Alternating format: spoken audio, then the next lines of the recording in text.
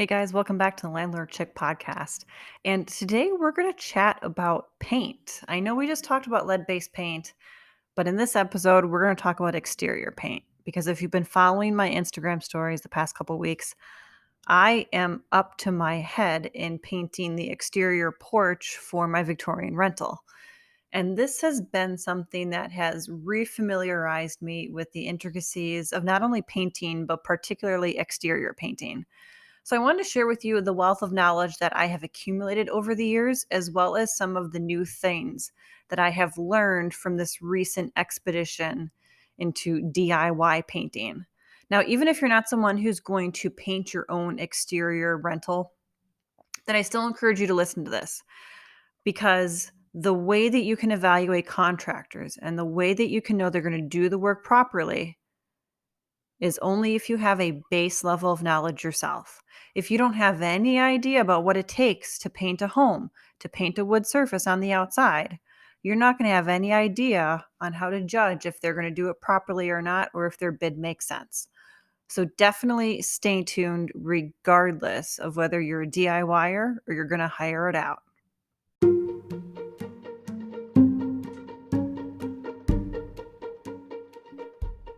Building a real estate portfolio is as much about buying properties as being a de facto entrepreneur. I'm Karina Ufinger. I'm a multi-property investor, rental management company CEO, and also a landlord coach. I'm going to show you the systems and knowledge you need to thrive as a real estate entrepreneur. From your first property purchase to building a portfolio of passive income where you work less than 5 hours a week, you'll learn the essential information and skills to build a profitable portfolio and live the life you truly want. Whether you're well on your journey or just starting out, you're in the right place. Welcome to the Landlord Chick podcast.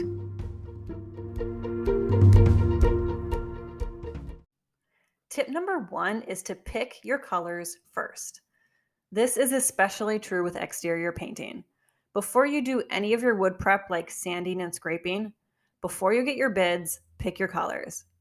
Now, if you tend to be color indecisive, which my hand is absolutely raised right now because I am color indecisive, if you prep your wood first, you're leaving it vulnerable to further decay from Mother Nature and wear and tear while you're still trying to figure out what colors you're going to use.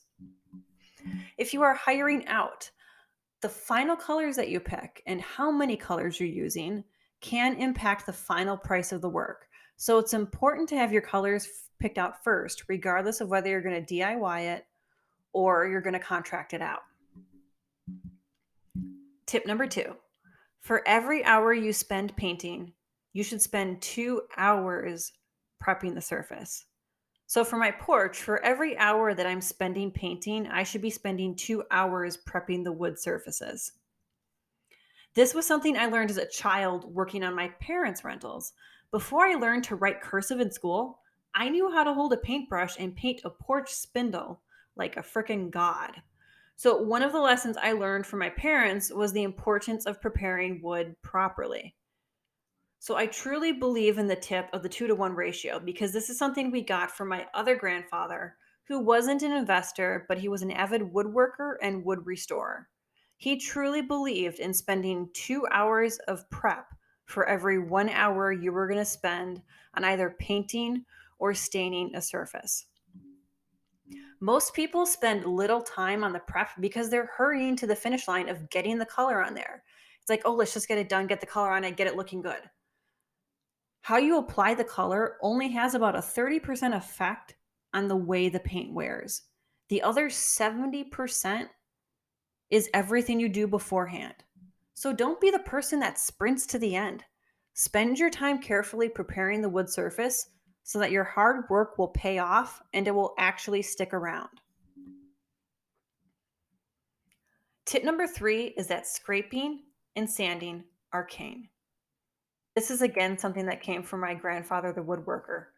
Before you put down the primer, take a scraper and remove as much of the chipping and peeling paint that you can. Now, how much of this you have depends on how old the paint is and how much it's worn. The goal when you're scraping is to remove any paint that isn't properly adhering to the surface anymore. Now, once you've scraped the surface, the next thing you need to do is sand the surface, and we're going to sand everything. So, sanding the surface does a few key things. For surfaces that were exposed wood, it removes the top layer of sediments and muck and things that can prevent the primer from properly adhering. This includes mold and mildew, as long as a number of other things. So, sanding the surface also provides a little bit of grip to the exposed wood, giving the primer something to stick to. If you've ever been able to peel paint off of a surface, like it was sunburnt skin, which I know sounds kind of disgusting, but if you've ever been able to do that, that's because you're pulling paint off of a flat surface that was smooth. It didn't have anything to stick to, so eventually it's just going to peel straight up like sunburnt skin.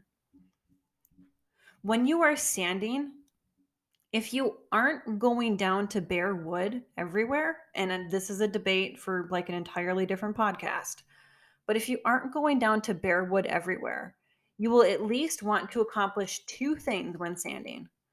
First, smoothing the edges of the paint splotches. So where the paint is still going to be there, take your sander and at least smooth the edges, creating a slightly neater finish than leaving the rough edges created by chipping paint.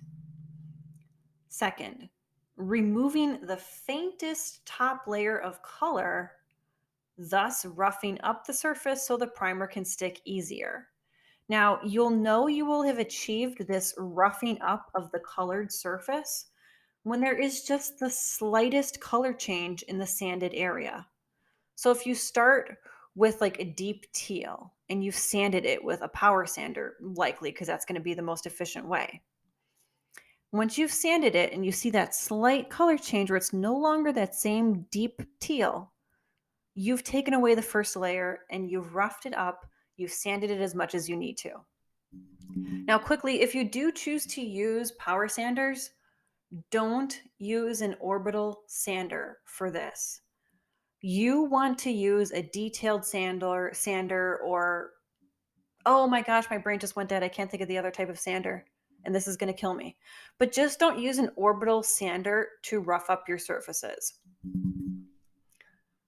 Tip number 4, don't forget to wipe. Okay, I'm sorry for that crude statement, but it certainly got your attention, and it sums up what I'm about to say. After you finish sanding the surfaces, wipe them down with a slightly damp cloth. You don't want to soak the wood or get it any discernible level of wetness. You just want to get a barely damp cloth there so that it can easily collect the dust and debris off the surface. Give the surface about 5 to 10 minutes to air dry before priming. Now, that's not the only time you have to remember to wipe. You should also repeat the above if you've left the surface primed or painted for more than 4 hours and are doing another coat. So if that's confusing, let me just break it down a little bit. If you apply primer, you let it dry overnight, then you come and do a second coat of primer or your first coat of paint, wipe it down before you paint. Similarly, if you paint the first layer, and let's say you go away for 3.5, 4 hours, when you come back, you should wipe it down again just very gently with that slightly damp cloth. The rule of thumb that my grandpa taught me was that you want to wipe down the surface if you can take your hand along the paint and slightly graze it without disturbing the surface.